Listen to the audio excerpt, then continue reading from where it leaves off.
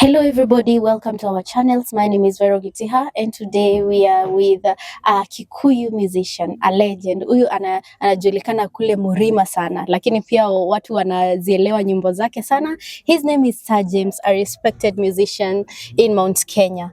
How are you, sir? I'm well. You'd have said the reggae gospel artist. Yeah. A reggae gospel artist too. My genre is reggae. Reggae? Of course. Oh yeah. Majority of my songs are in reggae version. Yes.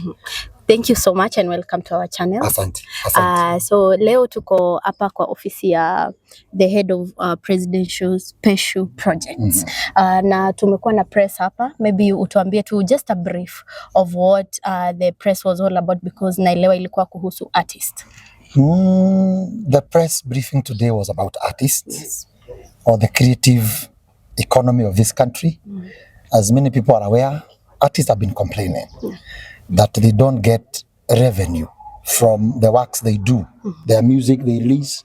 What comes back to them is very little. And we've been fighting for so many years.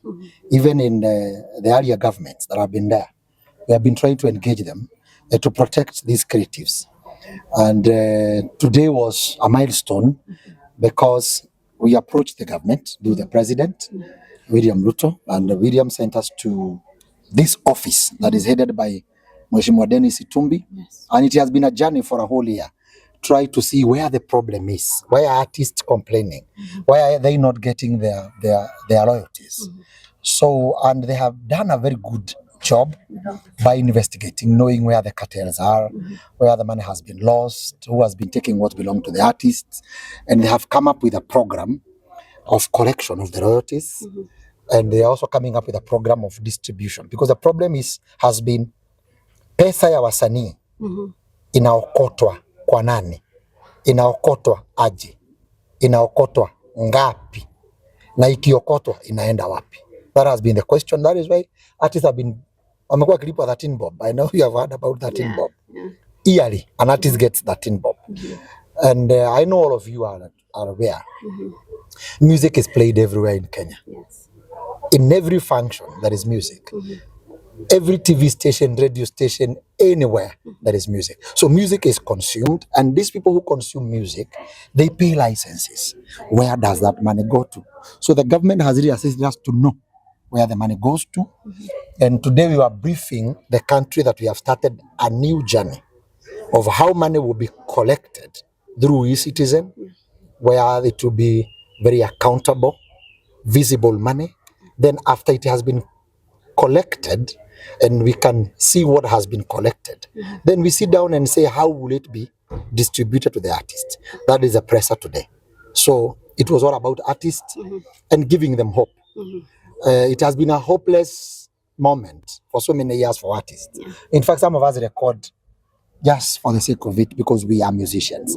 But we cannot say there is a revenue that has come back to us. So, and I'm very hopeful, and this is a message to artists. Hope alive now. Yes. And what happens to the bodies zenye zimekuwa zikichukua the royalties? What will happen to them? We call them the CMOs. The collective management organizations, societies. They are there legally. You cannot remove any of them. They will remain there. They have a duty to keep the registers of the artists, protect the copyrights or all rights of all the artists. That is their duty. As money is being collected, there is their percentage because they have the staff. The government does not have the staff. In fact, you have heard we are using eCitizen, right? It's a digital platform. So the CMOs remain there. Their work to protect artists, to fight for artists, to keep the register is still there. Even they will provide the system that we shall distribute, because every CMO has its membership. In fact, there are 3. They have different rights. So no one is being scrapped. Only that now we have a channel of how to correct, no stealing, no baggery, no thieving, and now money to be distributed to the rightful artists.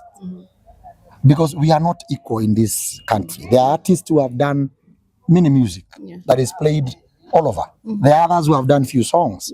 There are others who are upcoming. So I would say there is an artist who will give a huge share, because Akona miziki mingi. Yeah. Kuna mwingine amekuja juzi akona ngoma kadhaa anapambana. So the more you do good music, many songs, the more you have the biggest share of the cake. Yes. So inamaanisha hata let's say one mtu amwe tu anataka kuanza kuimba leo, there will be your share. Aanze sahi. And that is a message I'm giving to existing artists. Go back to studio. Money is coming. Na wale waliogopa muziki wakakaa nyumbani, they have their songs, go and record. You know, we have done a case study of how artists in South Africa, artists in Nigeria, and just our neighbor here Tanzania are earning from the collections. Si kusema usanii ni umasikini, ni process imekuwa mbaya ya kuokota pesa. So mimi naambia msanii, ulikuwa umekaa nyumbani, you don't want to record, go back to studio. Money is coming. Yes. Sir James, hii mwaka inaisha. Tuna expect nini from Sir James? Mambo mingi. Before mwaka ishe. Before mwaka ishe, I'm supposed to release a new song called Nego Kweda. It's a reggae song.